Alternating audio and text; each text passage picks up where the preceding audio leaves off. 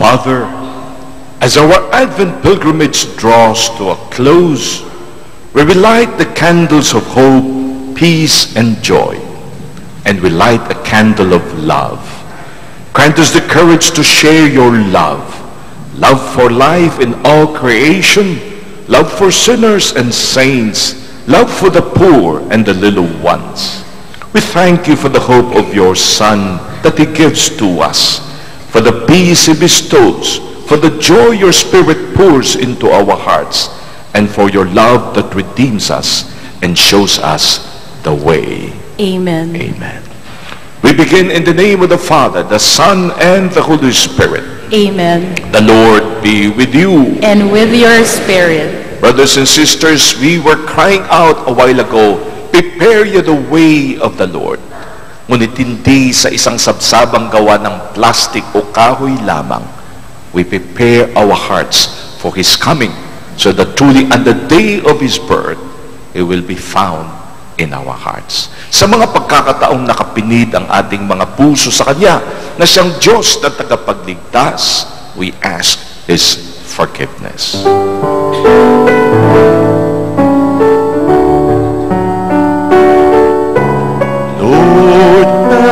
Mercy, Lord, mercy. Christ have mercy, Christ have mercy.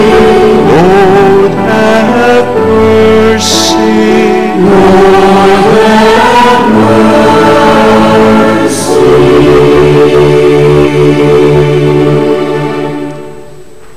May Almighty God have mercy on us, forgive us our sins, and bring us to everlasting life. Amen. Tayo po'y manalangin.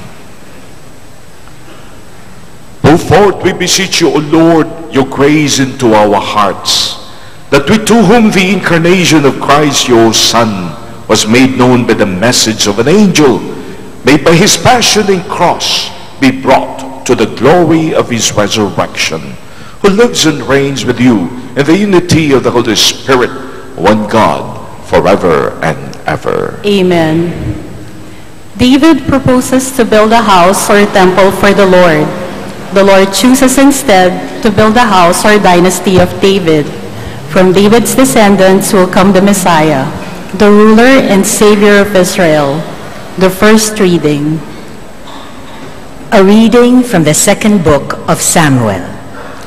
When King David was settled in his palace, and the Lord had given him rest from his enemies on every side, he said to Nathan the prophet, "Here I am living in a house of cedar, while the ark of God dwells in a tent." Nathan answered the king, "Go, do whatever you have in mind, for the Lord is with you." But that night the Lord spoke to Nathan and said, "Go, tell my servant David, thus says the Lord, Should you build me a house to dwell in? It was I who took you from the pasture and from the care of the flock to be commander of my people Israel. I have been with you wherever you went, and I have destroyed all your enemies before you. And I will make you famous like the great ones of the earth. I will fix a place for my people Israel. I will plant them so that they may dwell in their place without further disturbance. Neither shall the wicked continue to afflict them as they did of old, since the time I first appointed judges over my people Israel. I will give you rest from your enemies. The Lord also reveals to you that he will establish a house for you. And when your time comes and your rest with your ancestors, I will raise up your heir after you, sprung from your loins, and I will make his kingdom firm. I will be a father to him, and he shall be a son to me. Your house and your kingdom shall endure forever before me, and your throne shall stand firm forever. The word of the Lord. Thanks be to God.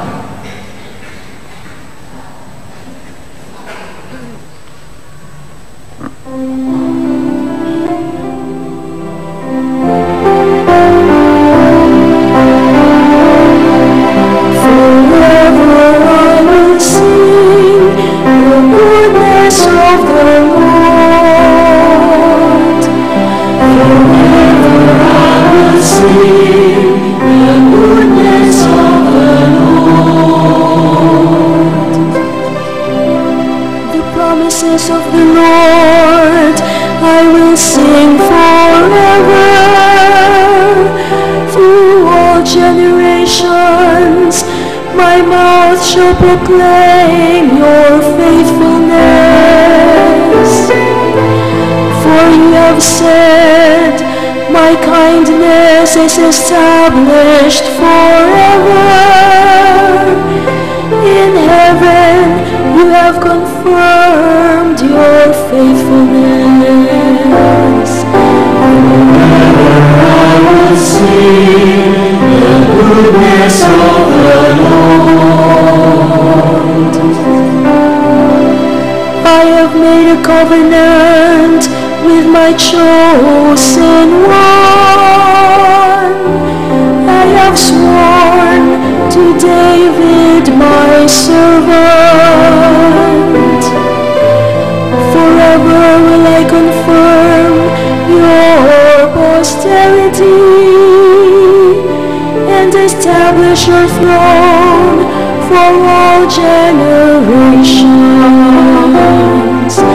Forever I will sing the goodness of the Lord. He shall say of me, you are my Father, my God, the rock, my Savior. Forever I will maintain my kindness toward him, and my covenant with him stands firm. Forever I will sing the goodness of the Lord. Forever I will sing the goodness of the Lord. God's loving plan of salvation, hidden for many ages, is revealed with the coming of Jesus Christ. And this is made known not only to the chosen people, but to the pagans as well. The second reading. A reading from the letter of St. Paul to the Romans. Brothers and sisters, to him who can strengthen you, according to my gospel and the proclamation of Jesus Christ, according to the revelation of the mystery kept secret for long ages, but now manifested through the prophetic writings and according to the command of the eternal God, made known to all nations to bring about the obedience of faith to the only wise God, through Jesus Christ, be glory forever and ever. Amen. The word of the Lord. Thanks be to God. Please stand to give glory and honor to the Holy Gospel.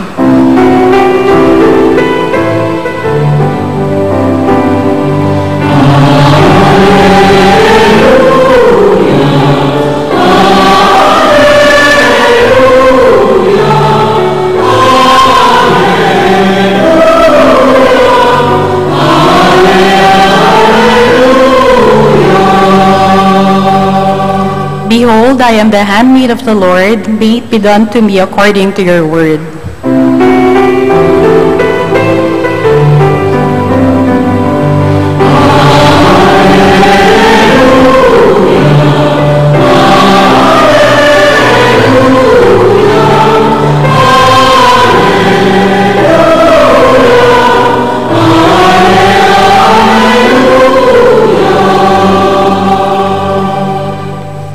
The Lord be with you. And with your spirit. The proclamation from the Holy Gospel according to Saint Luke. Glory to you, O Lord.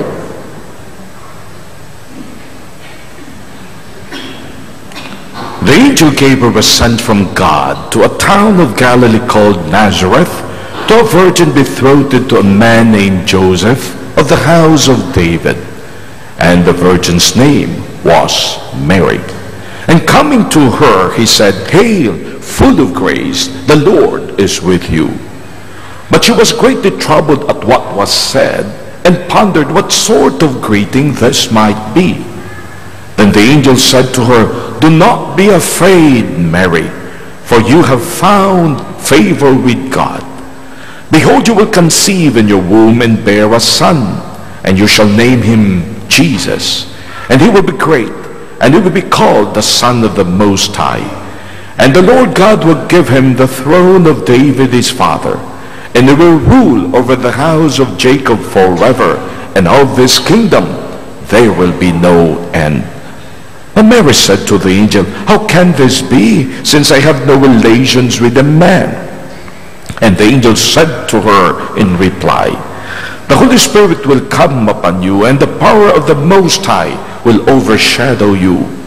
Therefore the child to be born will be called Holy, the Son of God.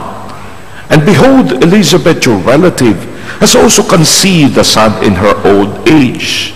And this is the 6th month for her who was called barren, for nothing will be impossible for God. Mary said, Behold, I am the handmaid of the Lord. May it be done to me according to your word. Then the angel departed from her. Sisters and brothers, the gospel of the Lord. Praise to you, Lord Jesus Christ.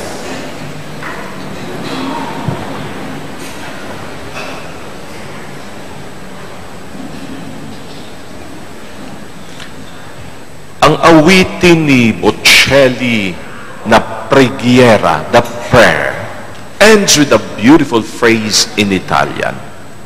E la fede che hai accesso in noi, sento che ci salverà. At ang pananampalataya na sa aming mga puso ay iyong inilagak, ito yung pananampalataya na sa aming magliligtas. Paulit-ulit na nating sinasabi na ang katagang faith is best explained in Tagalog with the word pananampalataya. Dalawang kataga. Nang unay ang tinutukoy ay pananam, panlasa, paniniwala. Alam mo na ang Diyos tinuturo sa iyo ay isang Diyos na mapagmahal. Kaya Kanya nilikha dahil ihangad niya ang iyong kabutihan, na wala siyang hinangad kundi ang iyong kaligtasan, na siya ay isang Diyos na mabait. Itinuturo yan sa iyo, paniniwala mo yan, ay nasa iyong isipan. Faith begins with hearing, with knowing, at dito magsisimula ang paniniwala. Ngunit kung hanggang doon lang ang iyong pananampalataya, then nakalimutan, no, may kataga pa palang isa, palataya. Because true faith means taking a risk. Hindi tunay na pananampalataya kung ikay siguradong sigurado mo at iyon ang nakikita. Di ba sabi natin, faith is to see what you do not, is to believe what you do not see. Kaya ang pananampalataya actually means hindi lamang na ikaw ay naniniwala, dapat ikaw day mayroong tiwala sa nangangako sa iyo. Pag ito'y turo ko sa mga estudyante, ginagawa ko exercise. Magtatanong ako ng isang volunteer, sino ang matapang na mag-volunteer? Kadalasan mayroon, kadalasan sometimes wala. Kaya i-volunteer mo, ikaw ang volunteer. Pupunta ngayon yan, mag-aatubili. Tatanungin mo, matapang ka ba? Opo, Father. Konti.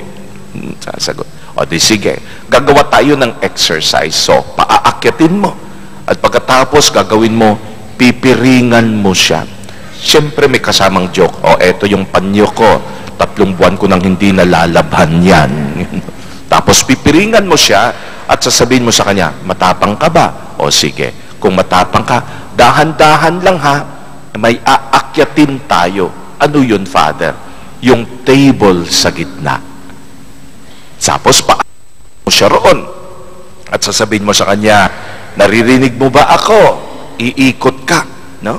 At hahanapin niya, boses lang ang kanyang maririnig. At pagkatapos sasabihin mo sa kanya, dahan-dahan din ha, umikot ka ng konti. So, iikot siya. Paikutin mo lang, nang paikutin hanggang mahilo. Pero, ang sasabihin mo sa kanya, dadagdagan mo ng pakulo.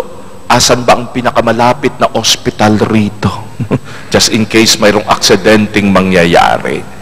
Tapos, pahihintuin mo siya. At habang ginagawa mo yon, may sesenyasan kang 5 sa mga kasama niya na sasabihin mo, huwag mag-iingay, lalapit. At kung saan siya nakatalikod, doon mo sila lahat ipipwesto. Nakukuha niya? Picture natin. Tapos sasabihin mo sa kanya, kung ang pangalan ay sabihin na natin, Peter, naririnig mo ba ako? Opo, Father. Saan ako banda? Ituturo niya kung saan niya naririnig. Lalayo ka para alam niya yung boses mo, malayo ka. Kung pwedeng nasa likuran, much better pa. Peter, naniniwala ka bang si Father Mario ay mabait? Opo, Father. Naniniwala ka bang si Father Mario pag may ni-request sa'yo, nasisiguraduhin nang niyang hindi ka masasaktan? Baka, Father. Ulitin kong tanong, naniniwala ka ba na si Father Mario mahal ka at hindi niya papayagin kahit ano na sakunay mangyari sa iyo? Opo, Father. Kung tunay ang iyong paniniwala at pagtitiwala na si Father Mario ay mabait, sige nga, magpahulog ka ng patalikod. Matutuwa ka sa mga reaksyon. Kadalasan, biglang ang gagawin ng iba'y ganito. Yung iba na may magkakabot ng ulo. Yung iba maninigas sa sobrang takot. Mayroon nga kaming isa biglang umupo. Yun. Pero, uulit-ulitin mo yon. Naniniwala ka ba? Pinagkakatiwalaan mo ba ako? At habang ginagawa mo yun, palayo ka ng palayo. Siyempre, hindi niya alam na mayroong 5 sasalo sa kanya. Tawanan yung buong grupo kasi siyempre nakikita nila. But in that moment you realize that faith actually does not simply mean maniwala. Ngayong paniniwala mo yan, sige, ipamalas mo, magpatihulog ka ng patalikod.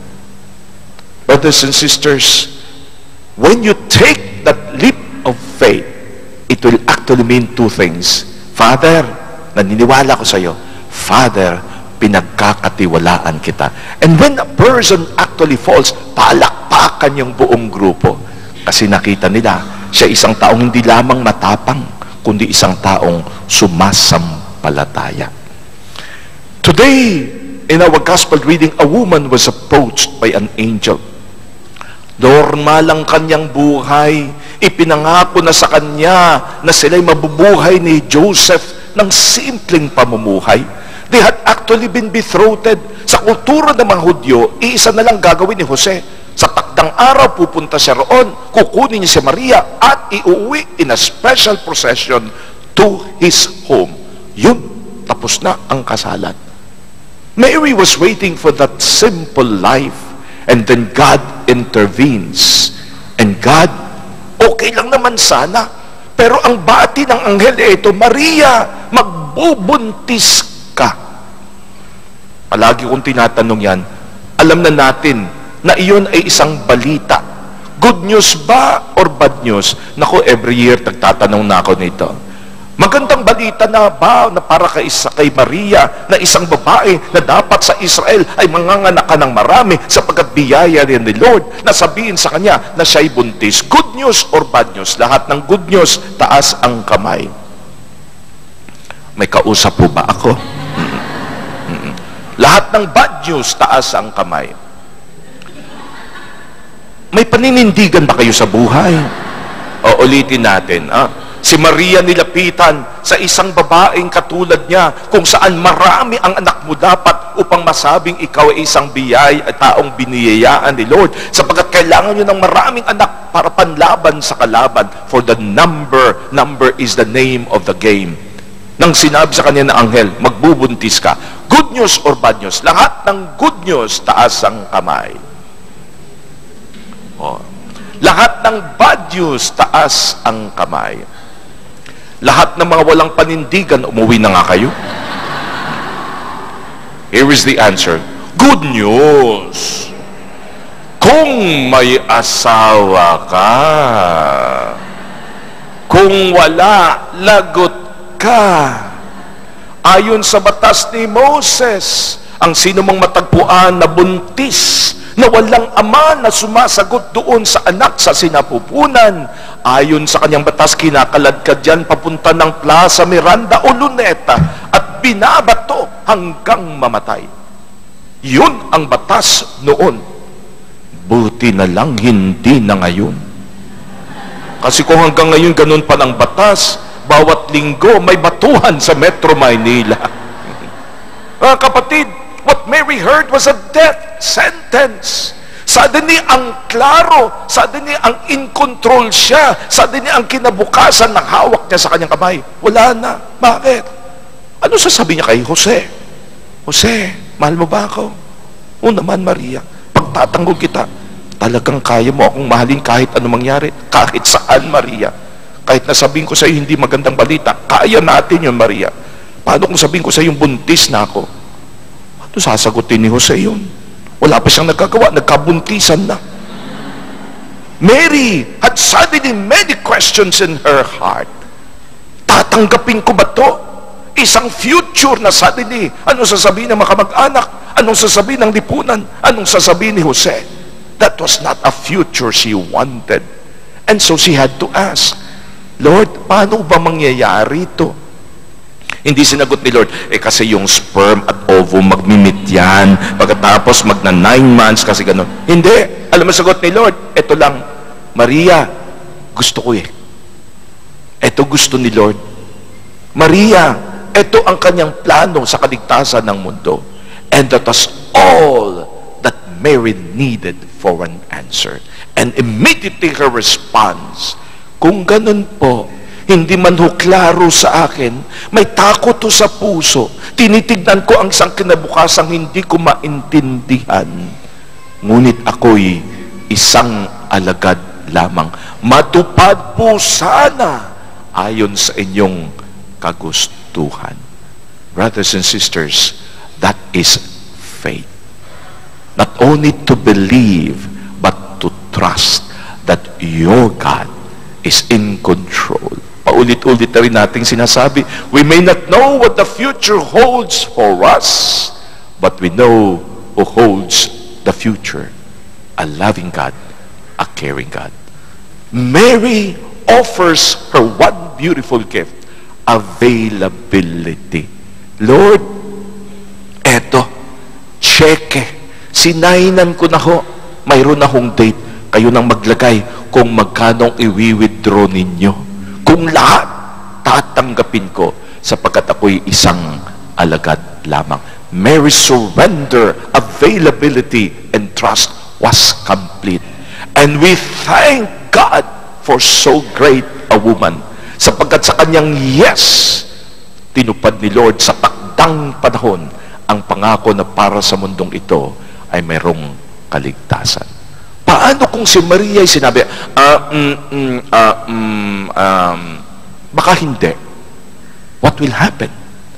Then God will have to search for another woman who will say yes to His plan. Thanks God, sabi nga nila, na ang buong mundo inantay ang yes na sagot ni Maria at sa kanyang pagiging available at pag-alay ng sarili, nabigyang katuparan ang pangakong kaligtasan. My dear friends, there will be moments in our lives when God will ask us of our availability, of our time, of our gift of presence. When we do that, we remember this moment when Mary said yes and the whole world is saved. Kaya gusto kong announce sa inyo itong magandang balita. Dahil people will make themselves available, something beautiful is going to happen. This coming December 24 at 8 o'clock in the evening, magkakaroon po ng isang Misa de Aguinaldo. Hindi Misa de Gallo ha, tapos na yon. Misa de Aguinaldo, Midnight Mass, na gagawin sa Cultural Center of the Philippines. Sa mga pupunta, dapat na andun kayo bago ng 7:30. Kasi ang misa ay alas 8, but at 7:30, mag-uumpisa na sa mga nakapasok na sa loob ng Cultural Center of the Philippines sa theater, main theater, babatiin ho kayo ng Philippine Philharmonic Orchestra ng classical Christmas music. Buong orkestra. Grabe, Christmas, Philippine Harmonic Orchestra. Pagkatapos, 10 minutes before the Mass proper, magkakaroon po ng panuluyan at makikita niyong isasayaw yung paghanap ni Maria at ni Jose ng lugar upang ipanganak ang kaligtasan ng mundo. At yan po'y gagawin no less by the Ramon Obusan Folkloric Dance Group, world class. At pagkatapos, papasok po ang isang grupo nagsaasayaw with tambourines, ang ating body praise, ang ating ministry, sila po'y pupunta. At sila din ang sasayaw during the Gloria. At pagdating ng sinasabing gospel reading, instead na bilen na mga gawa ng bato at kahoy, we will have a live bilen who will stay there until the end of the Mass. And then what happens is, pagdating ng sinasabing post-communion, sa buong misa, hindi ho naman masyadong marami ang kakanta. It will be a choir of 100 voices led by the madrigal singers. It's a fantastic, real treat. And during the time that they will be singing Handel's Alleluia at the post-communion, magsasayawan po ang mga experts ng ballet as they interpret this beautiful music of Handel. Brothers and sisters, si Father Mario po ang magmimisa.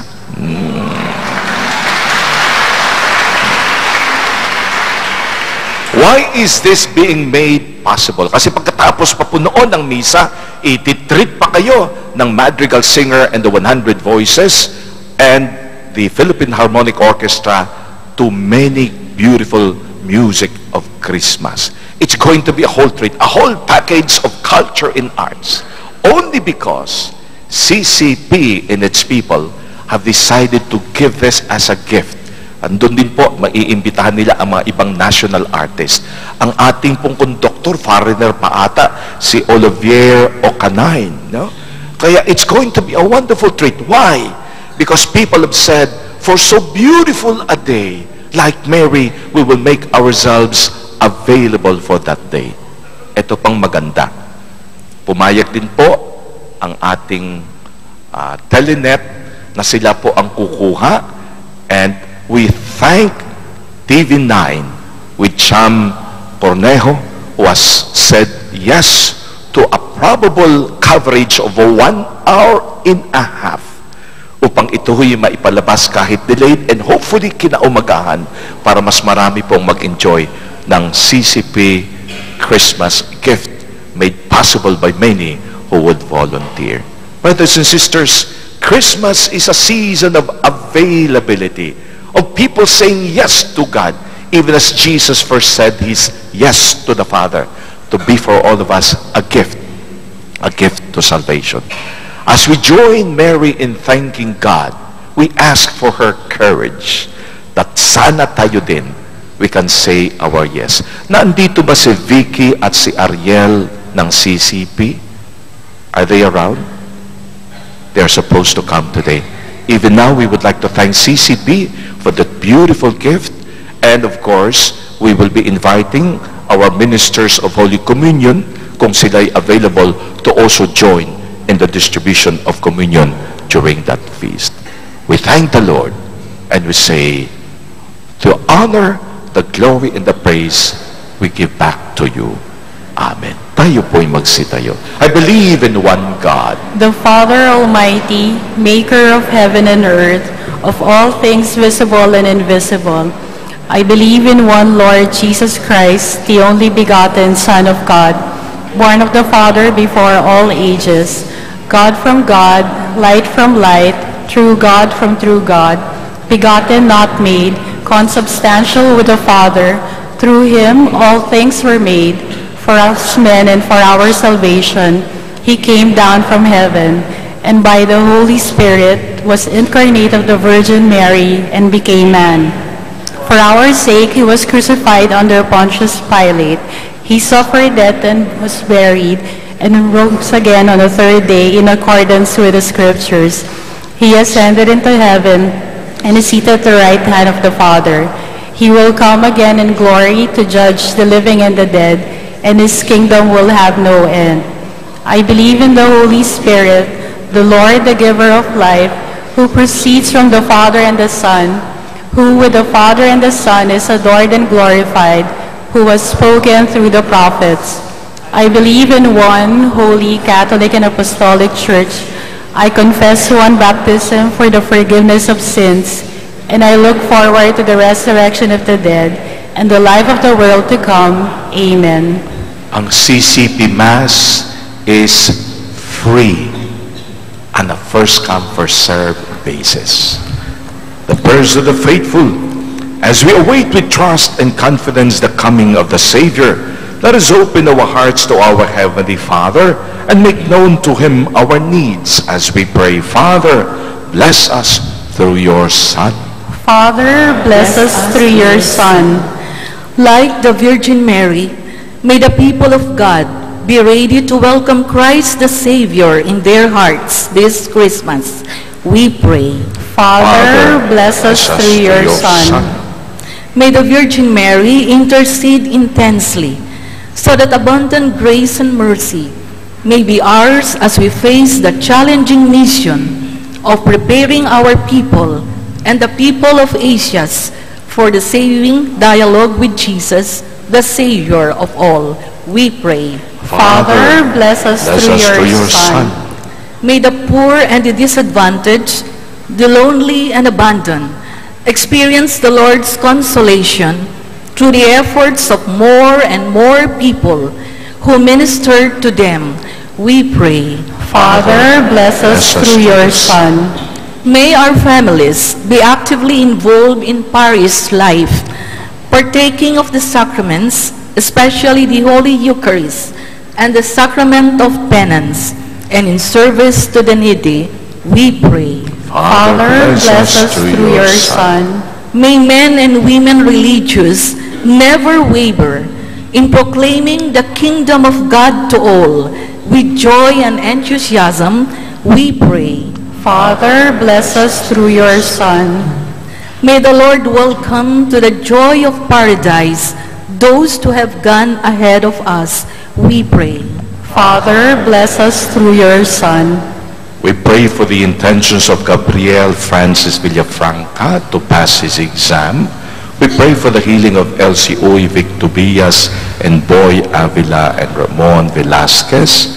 We pray too for the repose of the soul of one of the daughters of St. Paul, Sister Amalia Racelis.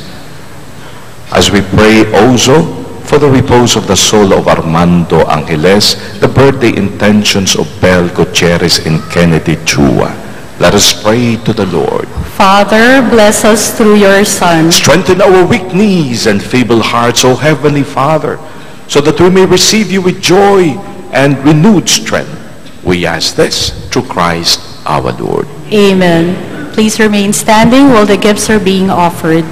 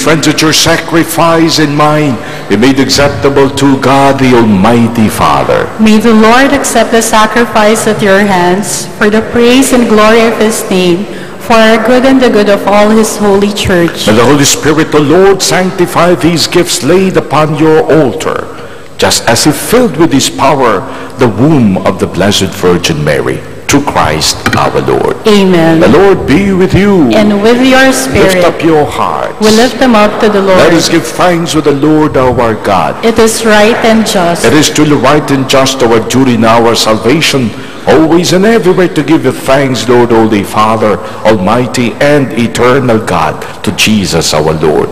For all the oracles of the prophets foretold him. The Virgin Mother longed for him with love beyond all telling. John the Baptist sang of his coming and proclaimed his presence when he came. It is by his gift that already we rejoice at the mystery of his nativity, so that they may find us watchful in prayer and exultant in his praise. And so with angels and archangels, with thrones and dominions, and with all the hosts and powers of heaven, we sing the hymn of your glory, as without end we acclaim.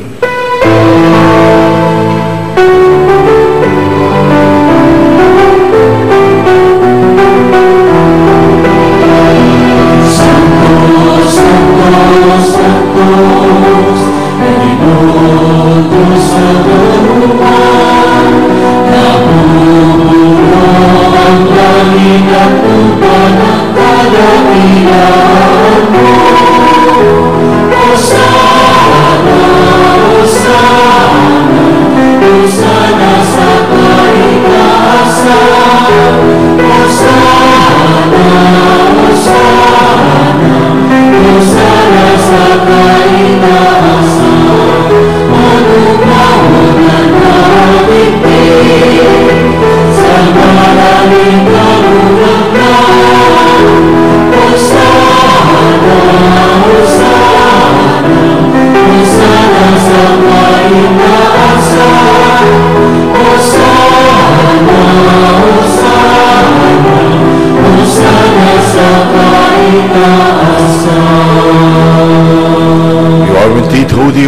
Lord, the fount of holiness. Make holy therefore these gifts, we pray, by sending down your Spirit upon them like the dewfall, so that they may become for us the body and blood of Jesus Christ our Lord. At the time he was betrayed and entered willingly into his passion, he took bread and giving thanks, broke it, gave it to his disciples, saying, "Take this all of you and eat of it, for this is my body, which will be given up for you."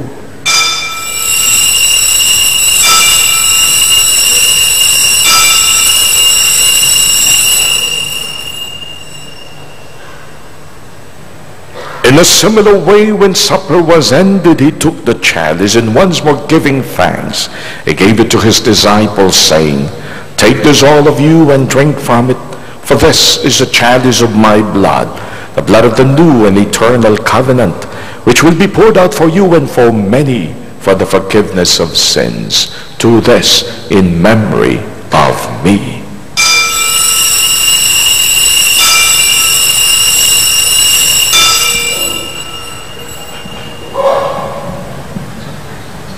The mystery of faith. Sa krus mo at pagkabuhay, kami nagubos mong punan. O Jesus, aming mahal, ligtas mo kaming lahat. O Jesus, aming mahal, ngayon at Therefore, as we celebrate the memorial of his death and resurrection, we offer you, Lord, the bread of life and the chalice of salvation, giving thanks that you have held us worthy to be in your presence and minister to you. Humbly we pray that partaking of the body and blood of Christ, we may be gathered into one by the Holy Spirit. Remember, Lord, your church spread throughout the world, and bring it to the fullness of charity, together with Francis, our Pope, with Luis Antonio, our Bishop, and all the clergy.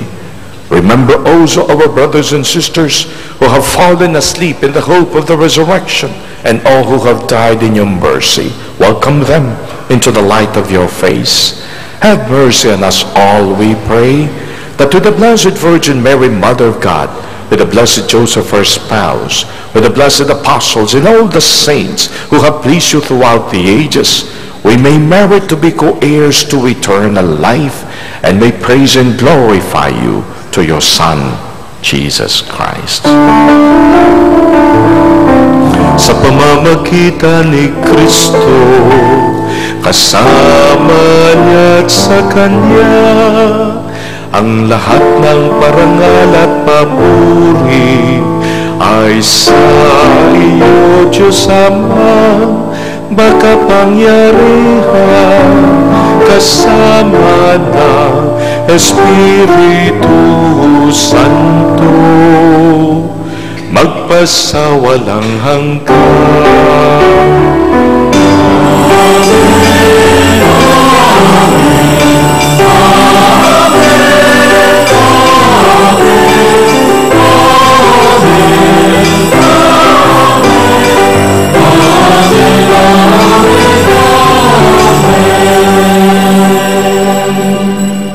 Paniniwala, pagtitiwala, that our God is a faithful and powerful God, in that He loves us. We pray with Mary to the Father, that in our lives too, His will be done.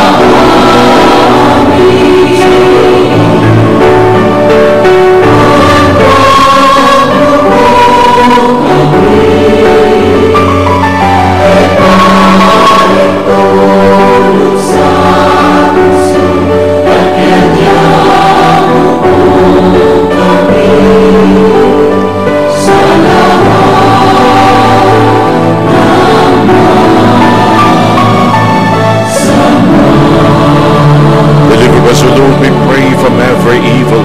Graciously grant peace in our days, that by the help of your mercy we may always be free from sin, safe from all distress, as we await the blessed hope and the coming of our Savior, Jesus the Christ. For the kingdom, the power, and the glory are yours, now and forever. O Jesus Christ, who said to your apostles, "Peace I leave you, my peace I give you," look not on our sins, but on the faith of your church, and graciously grant her peace and unity in accordance with your will, who live and reign forever and ever. Amen. The peace of the Lord be with you always. And with your spirit. We share the peace that was in the heart of Mary, the peace of Christ. Peace be with you. Peace be with you.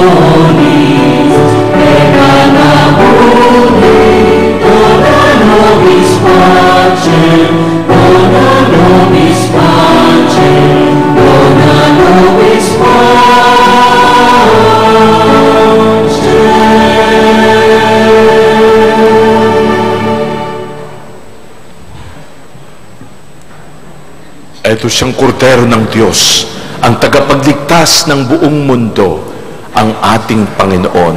Mapapalad tayong sa Kanya'y tumatanggap.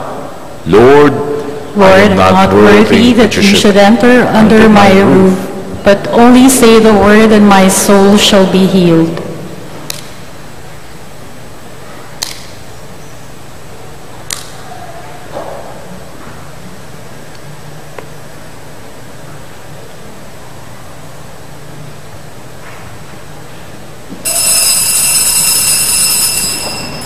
For those of you who are unable to receive Holy Communion, especially our brothers and sisters who are joining us in this TV Mass, we invite you to pray with us this prayer for spiritual communion.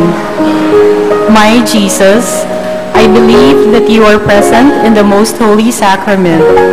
I love you above all things, and I desire to receive you into my soul. Since I cannot at this moment receive you sacramentally, come at least spiritually into my heart. I embrace you as if you were already there and unite myself wholly to you. Never permit me to be separated from you. Amen.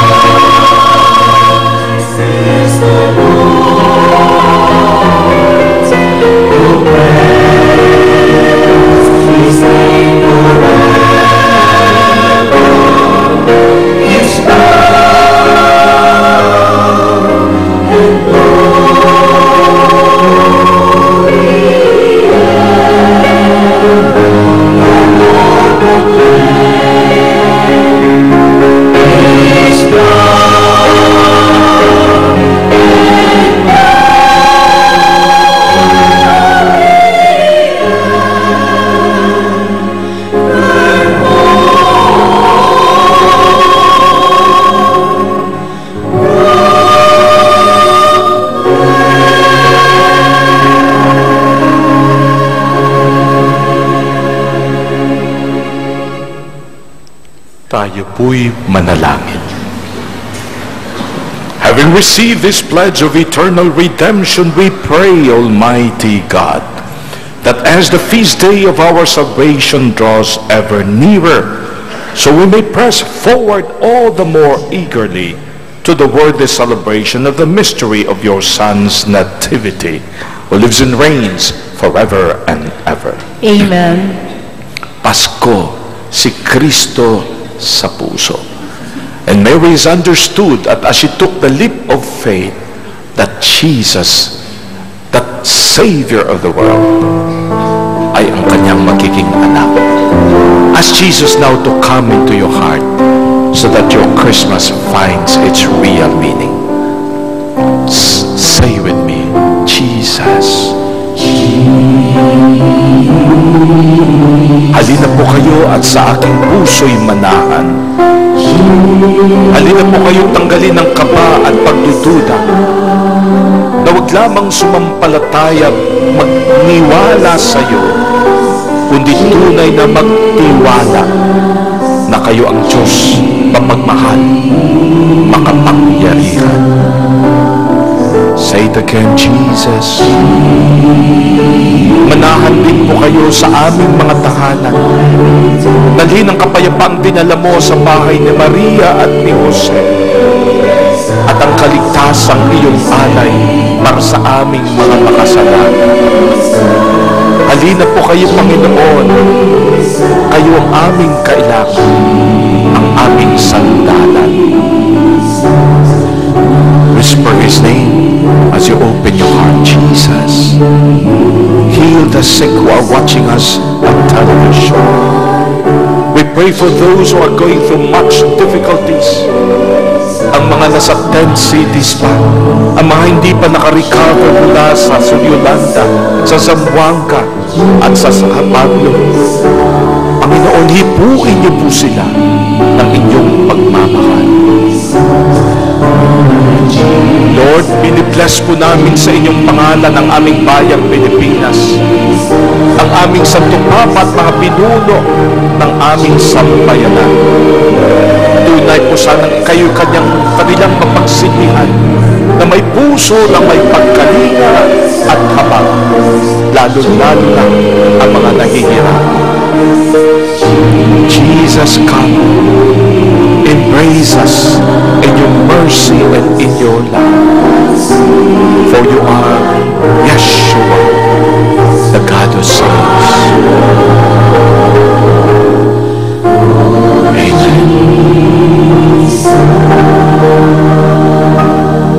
This, Father, we ask in Jesus' name.